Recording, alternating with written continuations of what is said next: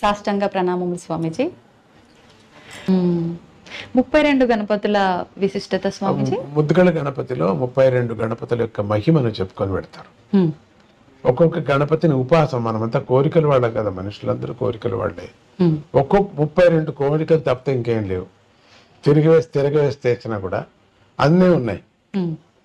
లెక్క వేసేస్తే ఎవరెవరికి ఏ దురాశ కానీ, ఎంత ఆశ కానీ, మంచి ఆశ కానీ, చెడు ఆశ కానీ అన్నీ ఒక పట్టీలాగా రాస్తే అయ్యే 32 మా గ్రూపులు అవుతాయి. అంతే, 32 గ్రూపులు అవుతాయి. ఆ 32 గ్రూపులకు కూడా ఆ ఆశ తీరేటట్టుగా ఆ స్వామిని ముద్గల పురాణంలో తానే ఆ 32 వేషాలతో వచ్చి కాశీరాజుని భ్రమించి, కాశీరాజు తన యొక్క రాజ్యంలో తాను ఉండిపోతాడు, శివుడి యొక్క రాజ్యంలో తాను ఉండిపోతాడు, వరం ఇస్తాడు ఉండు అని. కానీ శివుడికి మాత్రం అక్కడ ఉండాలనిపిస్తుంది. దివోదాస్ అని ఆయన పేరు. ఆ దివోదాసుకు ఉండాలనిపిస్తుంది. ఆ దివోదాసు ఉండిపోతాడు అక్కడ, కాశీ వదలడు. శివుడికి మాత్రం కాశీ రావాలి. ఎందుకు? కాశీ మోక్ష ప్రధానమైనటువంటి, అన్ని ప్రళయం వచ్చినా కూడా త్రిశూలంలో పట్టుకుంటాడు. అటువంటి క్షేత్రాన్ని బోళాశంకరుడు కదా ఆత్మలింగాన్ని రావణుకి ఇచ్చేశాడు. తన రాజ్యాన్ని కూడా ఇచ్చాడు, తన ప్లేస్ అది ఇచ్చేశాడు. అప్పుడు మళ్ళీ అనిపించింది రావాలని.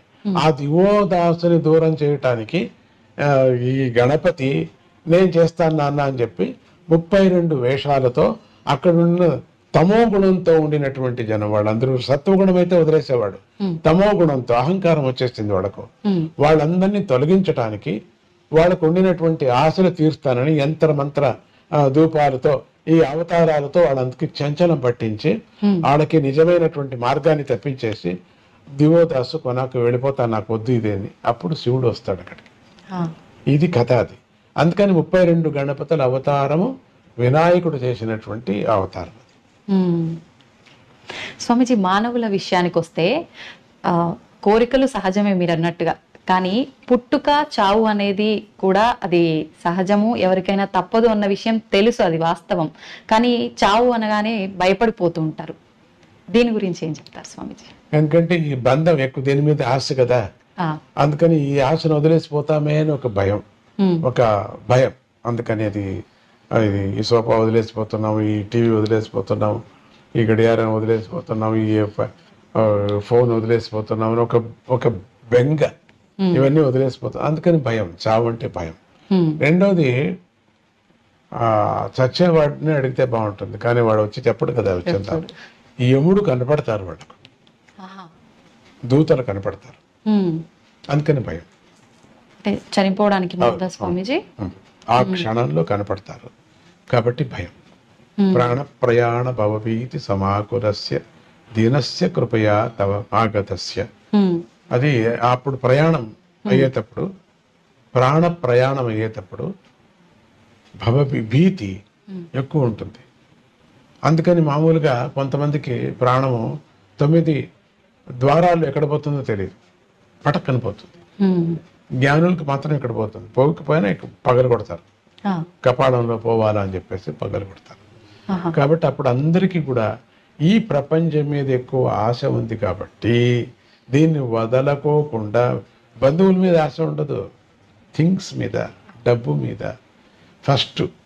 బంధువుల మీద 1% ఆర్ 2% అంతే. మిగతాదంతా 99 భాగాలంతా థింగ్స్ మీద, తిండి మీద, ఇవన్నీ వదిలేస్తున్నామని భయం. అవును స్వామీజీ, భక్తి అంటుంటారు. నిజంగా భగవంతుడి విషయంలో చూపించే భక్తి ఏ రకంగా ఉండాలి స్వామీజీ? భక్తి అంటే సమర్పణ భావం. రెండవ థాట్స్ లేనటువంటిది, నమ్మకం. ఇప్పుడు బస్సు నడుపుతున్నాడు, ఏ నమ్మకం మీద మీరు కూర్చున్నారు? పడవ నడుపుతున్నారు, ఏ నమ్మకం మీద మీరు కూర్చున్నారు? నమ్మకం. యాక్సిడెంట్ చేయొచ్చు, వేరే విచారంగా, అది వేరే. అంత నమ్మకము నీకు. ఒక డ్రైవర్ మీద 45 మంది ప్రాణం ఎట్లా నమ్ముకున్నారో అన్ని పోతాయి. ఇప్పుడు యాక్సిడెంట్ ఏం కాదు కదా, ఏదో సందర్భానుసారంగా ఎట్లా నమ్ముకున్నామో ఆ నమ్మకమే భక్తి. అటువంటి భక్తిని పరమాత్మ మీద పెట్టాలి. ఎవరు తెలియనటువంటి, ముక్కు ముసుడి తెలియనటువంటి వాడికి 40 రూపాయలు ఇచ్చి చార్జ్ తీసుకుని వాడిని నమ్ముకొని కూర్చుంటావే, భగవంతుడి మీద ఎందుకు నమ్మకూడదు ఉంటుంది. ఇది పెద్ద ప్రయాణం మంది. అవును స్వామి. బస్సు ప్రయాణం 2 గంటలు, 4 గంటలు, 5 గంటలు. ఈ మన ప్రయాణం, మనిషి ప్రయాణం జీవమాన పర్యంతరము. మనం నడిపేటువంటి డ్రైవర్ ఎవరు? భగవంతుడు. వాడిని నమ్మటమే భక్తి. స్వామీజీ, మనం ఒక మానవ జన్మ తీసుకున్నాము అని అంటే అసలు ఈ బంధాలు, బంధుత్వాలు, కోరికలు వీటిలోనే కొట్టుమిట్టాడుతున్నాం. నిజంగా ఇవన్నీ లేకుండా మోక్షం పొందడం, భగవంతుల్లో ఐక్యం అవడం కోసమే మానవ జన్మ తీసుకున్నాం అంటారు. ఏంటి స్వామీజీ అది నిజమైన? అదేం లేదు, ఇది అనుభవించ. ఎందుకంటే ముందుగానే ప్రశ్న అడిగారు, బుద్ధికా కర్మ, కర్మకా బుద్ధి. ఆ కర్మ ఉంది కదా, పోదు కదా. అందుకని దీన్ని అనుభవించటానికే మనం పుట్టాం. కర్మ బంధనం అనుభవించటానికి పుట్టాం. ఈ కోరిక, అందుకని కోరికలు ఒకదానికోటి పేర్కొని పోతున్నాయి కానీ వదిలించుకోవటం లేదు. అందుకని అన్ని కోరికలు వదిలేసి నువ్వు పరమాత్మ స్మరణ చేయ పెద్దలు చెప్పడం కారణం అదే. ప్రతినిత్యం ఒక కోరిక, ప్రతినిత్యం ఒక కోరిక, కొత్త కొత్త కోరిక. పాతవి మర్చిపోతున్నాం, కొత్తది కోరుతున్నాం. కానీ భగవంతుడు అట్లా కాదు, పాతది కూడా నెరవేరుస్తాడు. పాతది నెరవేర్చే పాతది నెరవేర్చాలని మళ్ళీ జన్మని ఎత్తాలి కదా. భగవంతుడు మాట అబద్ధం కాకూడదు కదా. నువ్వు అడిగావు కదా 3 రోజుల కిందట, కానీ చాలా కోర్టులో హీరింగ్ ఉంది, చాలా రోజులు అవుతాయి పట్టింది, ఇప్పుడు తీర్మానం అయింది, ఇప్పుడు నువ్వు అనుభవించు, నువ్వు లేవే, ఎత్తు జన్మ, నెక్స్ట్ అనుభవించు. అందుకని కోరికలే కోరకూడదు అనటం కారణం ఇదే. ఎత్తటం, జన్మ ఎత్తటం. ఎలా సాధ్యపడుతుంది స్వామీజీ కోరికలు లేని స్థితి రావటం అనేది? అందుకనే కదా, స్థితి పడదు కాబట్టి మళ్ళీ జన్మలు ఎత్తుతూ ఉన్నాం. ఆ స్థితి రాదు. స్థితి రావాలంటే బలంగా మనం సద్గురువు నమ్ముకోవాలా, చెప్పినట్టు వినాలా.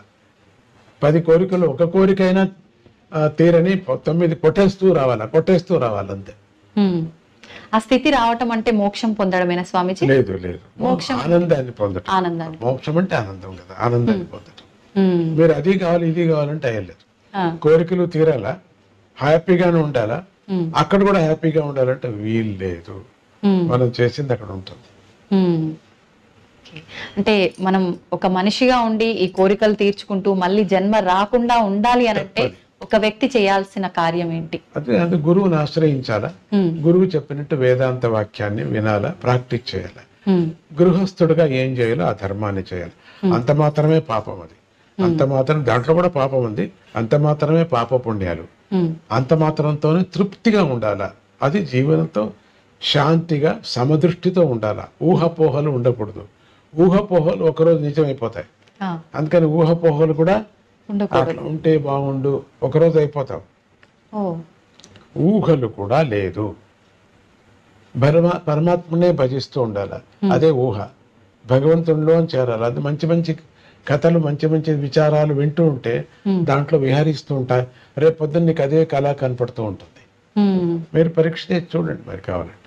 అదే ఊహలో ఉంటే ఇదే కనపడుతుంది మనకు. మళ్ళీ అదే కావాలి, మనకు అదే కావాలి, ఇట్లే ఉండాలి, అట్లే ఉండాలి అనిపిస్తుంది. ఈ ప్రపంచంలోనే ఉంటూ మోక్షం కావాలంటే ఎట్లా అవుతుంది? ఇంపాసిబుల్. అంటే ఖచ్చితంగా మనం జన్మ తీసుకుంటూనే ఉంటాం కానీ అదైతే సాధ్యపడదు. కోరికలు కోరుతున్నాం కాబట్టి. అవును, కోరికలు లేకుండా ఉండాలి మనం. అప్పుడు జన్మ తగ్గుతుంది. ఒకే రోజు తగ్గదు, ఒకటోటిగా పోతూ తగ్గిపోతుంది. స్వామీజీ, మనం చేసే కర్మను బట్టే మనకు జీవితం ఉంటుంది కదా మీరు అన్నట్టుగానే. ఇప్పుడు కానీ కొంతమంది చెప్తూ ఉంటారు స్వర్గం నరకం ఉంటుంది, మనం ఖచ్చితంగా దానికి సంబంధించి ఆ మూల్యాన్ని చెల్లించుకోవాల్సి ఉంటుంది అని చెప్పి. నిజంగా అవన్నీ నమ్మొచ్చు అంటారా? ఖండిత. ఇప్పుడు ఎందుకు నమ్ముతారైతే? కోర్టు కచేరీ ఉంది కదా ఇప్పుడు. ఎందుకు నమ్మాలి మనం? ఎవరు చేశారు ఇది? మనవాడు చేశారు కదా. ఎవరు మీరు? మనుషులే కదా. ఎవరు సంవిధానం చేసుకున్నారు? మనుషులే కదా. ఎవరు ఈ తీర్మానం చేశారు మంచిది చెడ్డదని? మనుషులే కదా. అట్లానే మంచిది చెడ్డది చేసిన వాళ్ళు ఆ దేవతలు మనకు చేశారు కాబట్టి ఇక్కడ నువ్వు తప్పించుకోవచ్చు, చాలా కష్టపడి తప్పించుకోవచ్చు. ఈరోజు ఏదేదో అందరిని చంపిన వాళ్ళంతా హాయిగా తిరుగుతున్నారు, తప్పించుకున్నట్టే కదా లెక్క వాళ్ళు. అయితే పరమాత్ముడి దృష్టిలో తప్పించుకోరు వాళ్ళు. వాళ్ళు అక్కడ ఉంది, అక్కడ అనుభవించక తప్పదు. స్వామీజీ, భగవంతుడికి సేవ చేయడంతో సమానమైనది మానవ సేవే అని అంటుంటారు. నిజంగా మానవుడికి సేవ చేసుకుంటే భగవంతుడికి సేవ చేసినట్టే. నొప్పి పడిన వాటికి డీడీ పర్సన్ కి అన్నం పెట్టడం మంచిదే కదా, ఒక్క కుక్కకి అన్నం పెట్టడం కూడా మంచిదే కదా. అది అన్ని దాంట్లలోనూ పరమాత్మని చూడు అని భావన ఎవరికి వచ్చిందో వాళ్ళు మానవ సేవ చేస్తున్నారు. భగవంతుడు కూడా అట్లే చూస్తున్నారు. వాళ్ళు మానవుల్లాగానే చూడటం లేదు, మానవుల్లో ఉండిన బాధ చూస్తున్నారు, మానవుల్లో ఉండిన ఆకలి చూస్తున్నారు. దానికి మనం సేవ చేస్తున్నాం. కాబట్టి పరమాత్ముడిని అన్ని జీవుల్లోనూ ప్రత్యక్షంగా అనుభవించి భోంచేసేవాడు. అబ్బా ఎంత బాగుంది, మనం ఏమిచ్చినా చాలు అనుభవిస్తున్నాడు. కాబట్టి పరమాత్ముడిని మానవుల్లోనే చూసుకో, మాధవ సేవ అన్నారు. స్వామీజీ, మీ గురించి చెప్పాలి అంటే భక్తుల మాటల్లో మేము చాలా వరకు చాలా గొప్పగా విన్నాం. నిజంగా ఇప్పుడు ఈ తరం వాళ్ళు ఒక 30-40 సంవత్సరాలు పైబడినాయంటేనే వారి నిత్య జీవితంలో చేసుకోవాల్సిన విధానాలు, ఆ పనులే సరిగ్గా చేసుకోలేకపోతూ ఉంటారు, ఇబ్బంది పడుతుంటారు.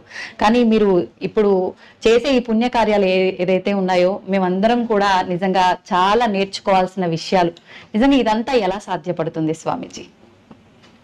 అది అమృతం, నీకు అమృతం ఎట్లా వచ్చింది అన్నట్టుగా ఉంది మీ మాట. వచ్చింది. నాకు ఎట్లా సాధ్యపడిందంటే, నేను వచ్చాను ఎట్లా వేసుకోవటం, ఏమయ్యా ఎట్లా వచ్చింది, వచ్చింది అట్లా వచ్చేసింది. అంటే మీరు అది ఎలా వచ్చిందో సెలవిస్తే మాలాంటి వాళ్ళకు ఉపయోగపడుతుంది కదా స్వామీజీ. అయ్యా తీపు చెప్పు, తీపుని గురించి చెప్పు.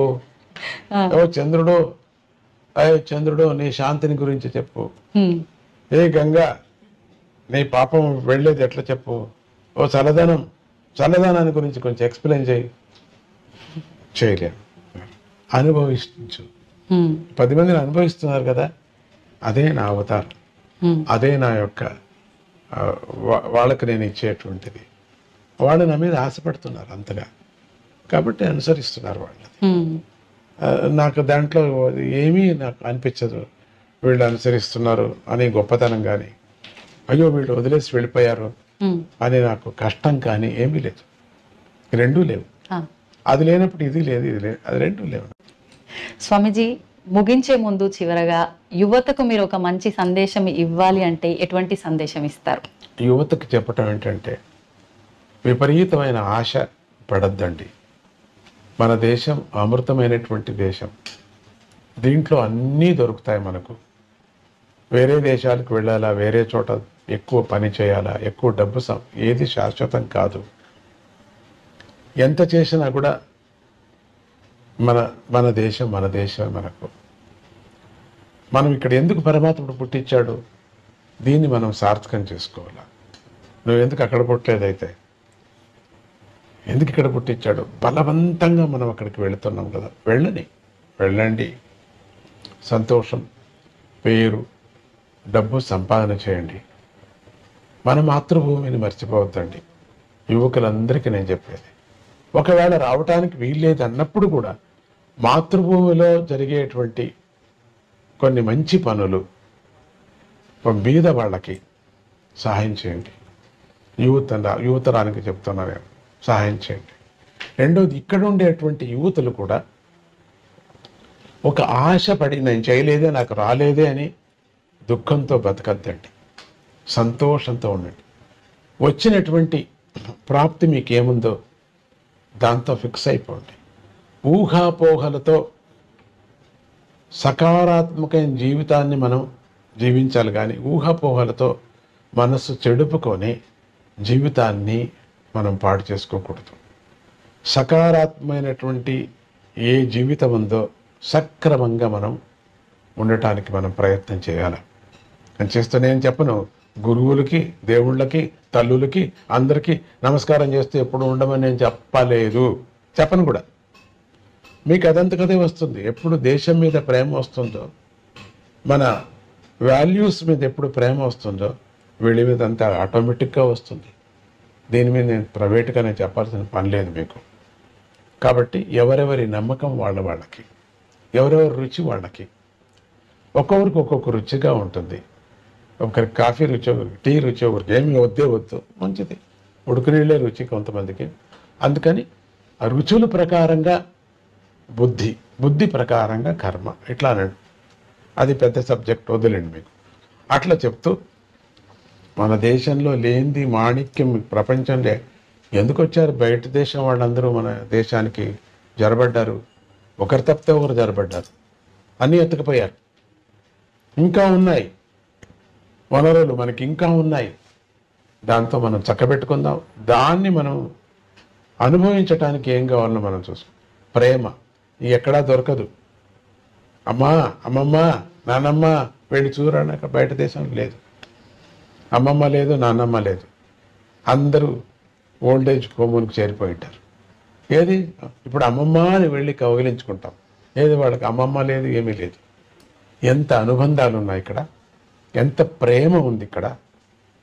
మరి ఎంత మంచి పంట పండుతుంది మనకు, ఎన్ని అభిమానాలు ఉన్నాయి మనకు, ఒకరికొకరు స్నేహ హస్తం సహాయం చేయాలనేది ఉంది మనకు.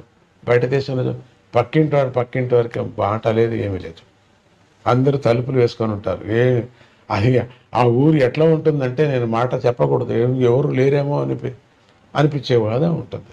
మనం చూడండి, రాంటి పల్లెలకి కళకళ కళకళ కళకళ కళకళ కళకళ ఆడుతుంటుంది. పరమాత్ముడి యొక్క సృష్టి జీవన విధానం మనకు భారత భూమి నేర్పిస్తుంది.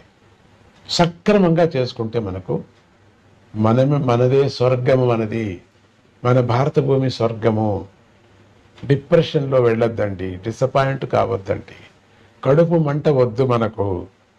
వాడు తెచ్చుకున్నాం అంతే అనుకుంటూ తృప్తి జీవితాన్ని గడుపుతూ మీకు, మీ ఇంటికి, మీ చుట్టుముట్టు వాళ్ళకు, మీ యొక్క మిమ్మల్ని ఏలుతున్నటువంటి ప్రజాప్రతినిధులకు, ప్రజలకు అందరికీ మీరు సహాయం చేయండి. జై గురుదత్త, శ్రీ గురుదత్త. చాలా సంతోషం స్వామీజీ, మిమ్మల్ని చూస్తేనే చాలా అనుకున్నాను, కానీ మీ ముందు కూర్చొని ఇంతసేపు మీతో మాట్లాడడం అనేది నిజంగా నేను ఏ జన్మలోనో చేసుకున్న అదృష్టం.